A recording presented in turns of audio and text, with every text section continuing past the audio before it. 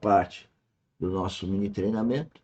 E essa terceira parte a gente fala então do conhecimento que engloba a gestão cristã e que engloba a, a parte temática, né, do empreendedorismo, que é a engenharia civil e geotécnica.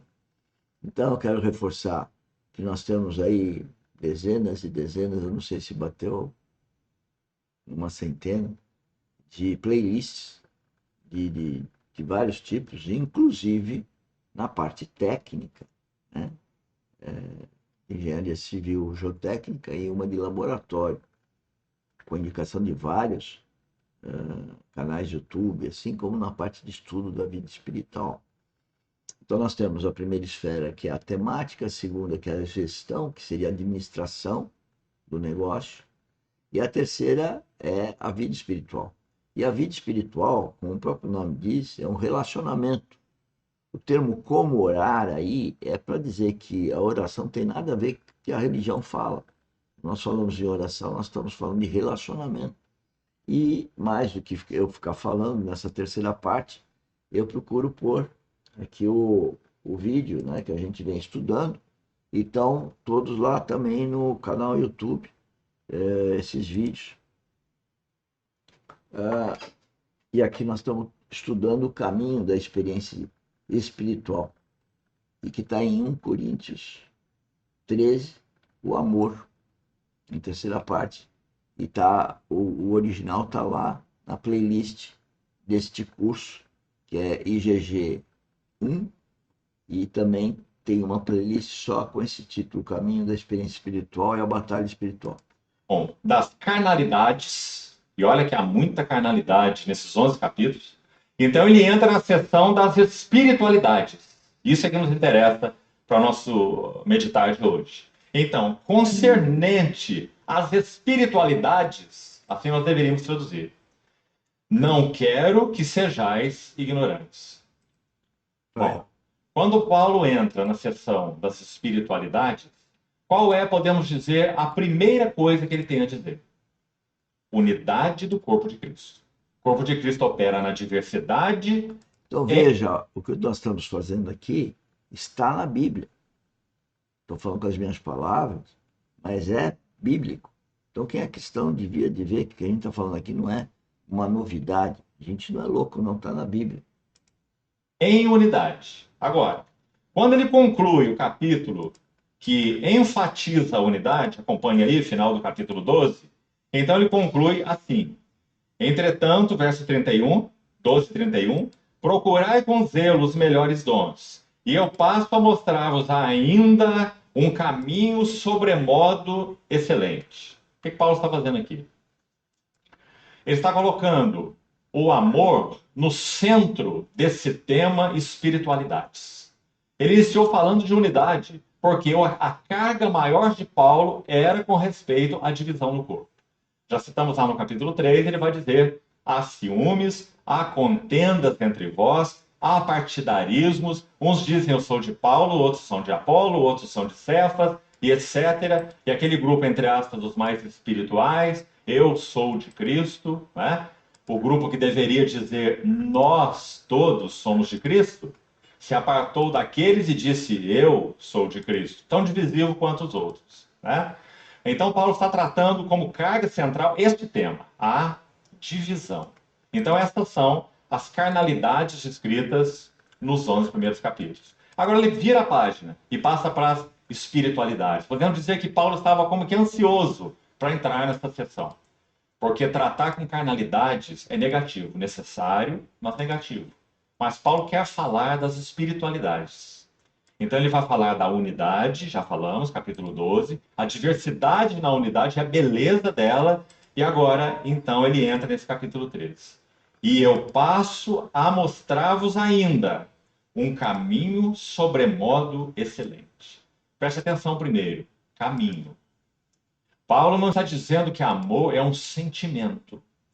Paulo não está dizendo que amor é uma afeição, como já falamos de diversas maneiras nesses dias. Paulo está dizendo que amor é um caminho. Aquele que disse eu sou o caminho, a verdade e a vida. Então, caminho sobremodo excelente. Duas frases mais, antes de entrarmos nos detalhes desse capítulo 13. Muito especiais. Senhores, Jesus Cristo é o caminho, é a verdade e a vida. A palavra vida está ligada ao objetivo da academia, vida espiritual. A palavra caminho está ligada à realidade da vida espiritual. A vida espiritual é mais real do que essa vida que a gente vê com esses olhos humanos e ouve com esses ouvidos humanos. A vida espiritual é mais real do que a vida natural. E quando fala o caminho, significa que só tem um jeito de eu viver em Cristo, Cristo viver em mim, é o teu Espírito Santo. Então, o que nós estamos falando aqui pode ser loucura para muita gente.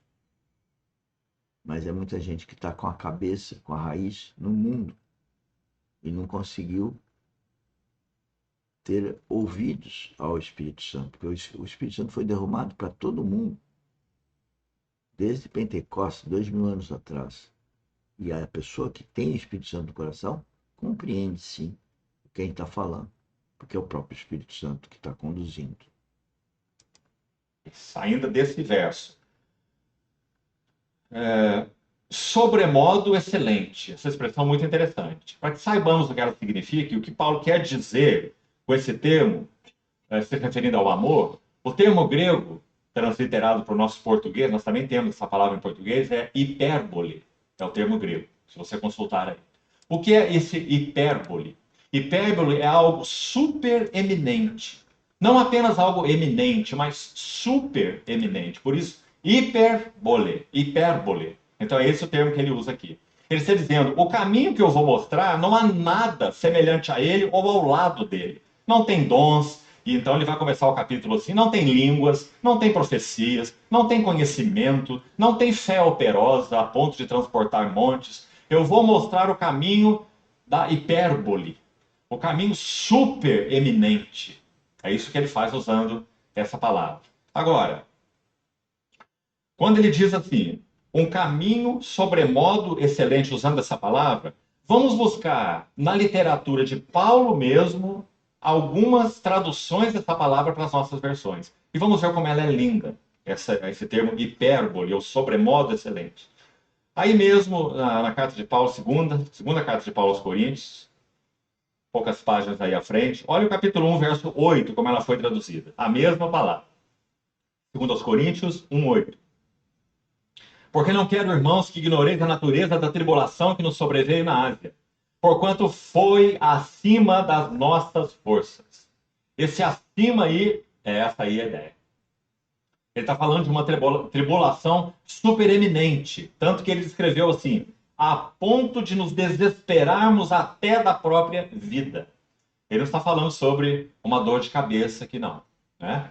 Ele está falando sobre a natureza de uma tribulação que levou-os a desesperar da própria vida. Então, ou seja, uma coisa que está supra a vida natural. Está a palavra hipérbole de novo, aplicada ali em Coríntios 13 para o amor. Algo supereminente, algo que está avantajado além dos limites, né? Vamos ver uma mais. Capítulo 4 dessa mesma epístola, 2 Coríntios 4, olha o verso 7. Temos, porém, este tesouro em vasos de barro, para que a excelência, aí está a palavra de novo, aqui traduzida como excelência, de novo é a palavra hipérbole. Então ele está falando de algo excelente, algo acima do comum, acima do normal. E essa palavra que ele usa para se referir ao caminho do amor na vida da igreja. Mais uma, aí mesmo no verso 17, ela aparece novamente. Porque a nossa leve e momentânea tribulação produz para nós eterno peso de glória acima de toda comparação.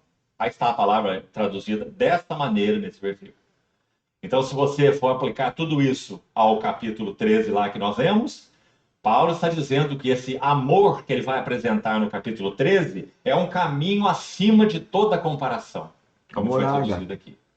Vamos para uma última menção, Presença aqui de bastante Deus. interessante. Mão de Deus. A Epístola de Paulo aos Gálatas agora. Veja como ele aplica essa palavra. Bom, senhores, qualquer ideia, vocês irem lá no original estudar. Nós aqui no mini treinamento, a gente faz alguma coisinha aqui, né?